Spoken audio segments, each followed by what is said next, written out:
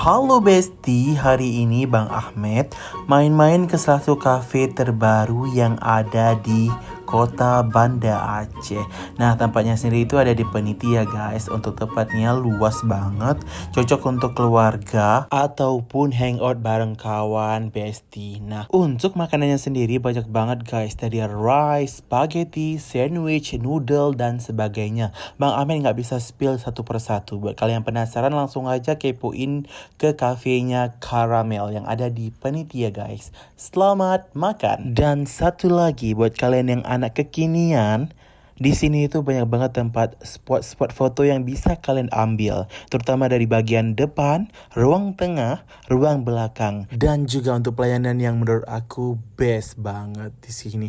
Untuk kenyamanan dan rasanya, silakan kalian buktikan sendiri guys. Oke, I think that's all for me for today.